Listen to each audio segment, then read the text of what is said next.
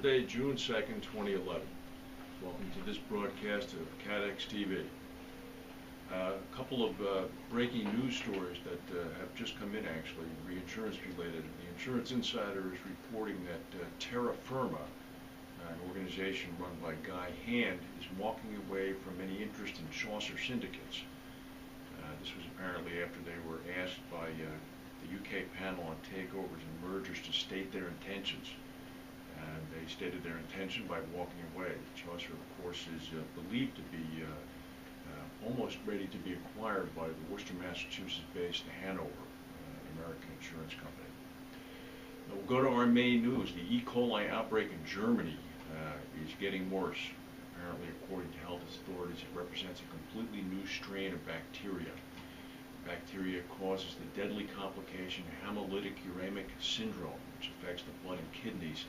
17 people have died already out of 1,500 people infected. World Health Organization spokesperson said that this strain has never been seen in an outbreak situation before. He went on to say this E. coli is a new strain of bacteria that's highly infectious and toxic. The Health Protection Agency in England told the BBC that we are at the beginning of the learning curve in terms of understanding what this means. The outbreak remains centered on Germany, where there have been 1,064 cases, 470 cases of the potentially deadly complication of the hemolytic uremic syndrome. Unfortunately, in the United States last night, the movie 28 Days was on the cable TV networks, and it's chilling to watch that with this occurring. Yesterday, the front page of the Insurance Day had a story about Lloyd's abandoning its application with the Florida Insurance Department to obtain the reduced collateralization rule request. Well, Lloyd's insisted today that its withdrawal of the Florida application is only temporary. They told Insurance Day that they're pushing ahead with plans to become an eligible admitted alien reinsurer in the state of New York. At the moment, Lloyd's insurers looking to conduct business in New York have to post collateral equal to 100% of their liabilities. If Lloyd's gains approval from the New York Insurance Department, they'll only have to post collateral of up to 20% of their loss reserves.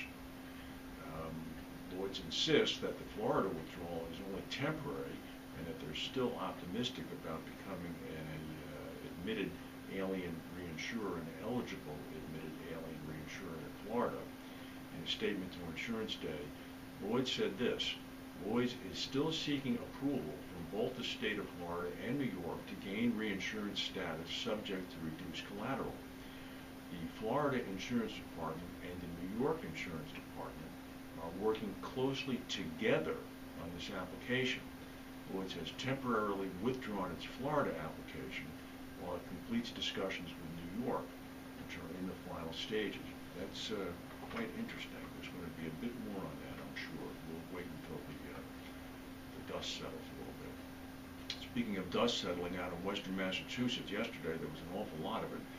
19 small towns in western Massachusetts were left to deal with widespread damage after 2 late afternoon tornadoes shocked the area. The governor of Massachusetts, Deval Patrick, said this morning that when he spoke with the mayor of Springfield, Massachusetts, which is a town of some size, the mayor told me they had only about 10 minutes warning. The state normally averages about 2 tornadoes a year. The last lethal one was 12 years ago. No one was killed in this event, although it was quite a shock. Renaissance Re has secured $100 million of additional capital from new and existing investors in its DaVinci Re joint venture. The capital is going to be used to support ongoing underwriting activities. Translation, they're expecting higher rates.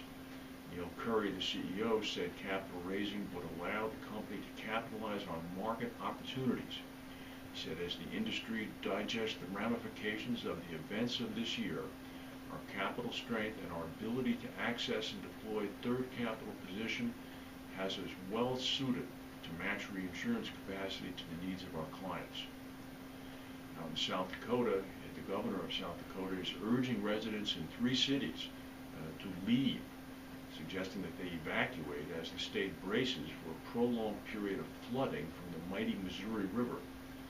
The Governor Dennis Daugaard, has asked residents in threatened areas in the state capital of Pierre and neighboring Fort Pierre, as well as residents in the town of Dakota Dunes, to evacuate by tonight.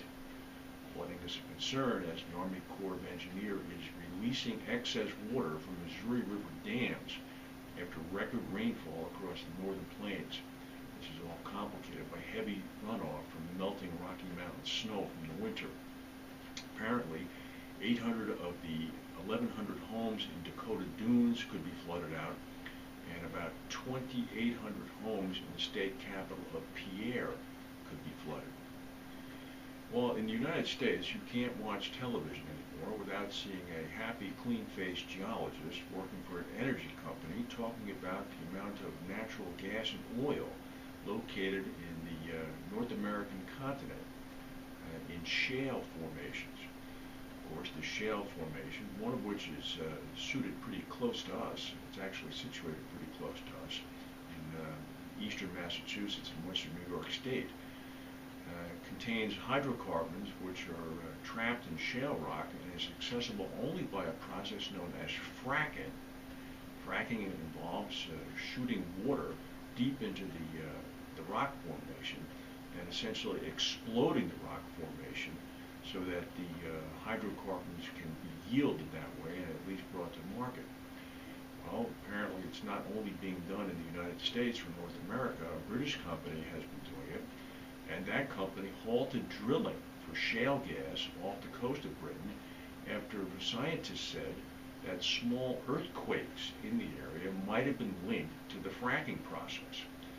The British Geological Survey recorded a 1.5 magnitude quake on Friday near Blackpool, and a 2.3 quake occurred in that same area last month, and according to the Geological Survey, it is due to gas exploration. The company, Quadrilla Resources, says that it has stopped fracking while it studies data from the quakes. Here in Gibraltar, 12 cruise ship passengers have been injured in an explosion and fire at the port of the British territory of the Rock of Gibraltar.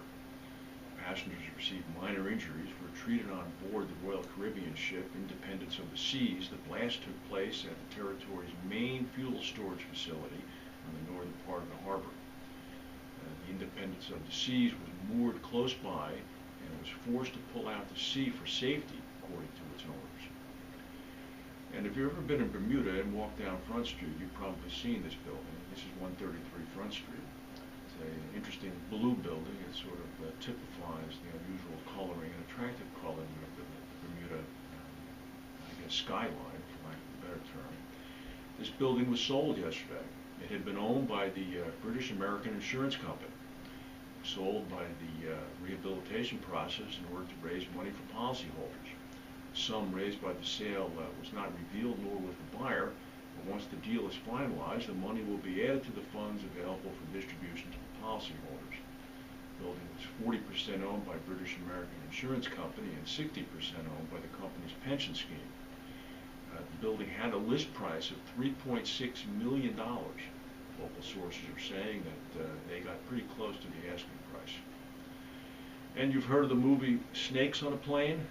Boy, poor Qantas can't catch a break. They have engine explosions and a bunch of other things. Well, a flight crew checking the cabin of a Qantas 747 before takeoff found rats in a compartment holding medical equipment. They were baby rats, apparently a nest of them. Grounded the plane for more than 24 hours. Crews did a visual check of the plane yesterday afternoon, found no more rats or any damage. The rodents had been in a cabin holding a defibrillator. The plane returned to service early this morning. Passengers had not yet boarded the Sydney to Brisbane flight and were instead put on a smaller plane. The Qantas spokesperson called the incident very unusual. However, a spokesperson for the Transportation Workers Union of Australia, i.e. the cabin attendants, told Australian radio that union members have had some concerns about hygiene and sanitation on Qantas flights for a long time. Qantas said, no, this is a very irregular occurrence. Rats are one thing, but earlier this week a Qantas flight from Dallas, Texas to Australia made an unscheduled stop at a Pacific island. The pilots feared that they might run out of fuel because of strong headwinds. Qantas said that the airline remained fully committed to the new route, which is one of the longest in the world for Boeing 747s. But it's not for gas. It's all the news that we have for today. If we have any breaking news, we'll come back and tell you. Thank you for watching, and we'll see you tomorrow.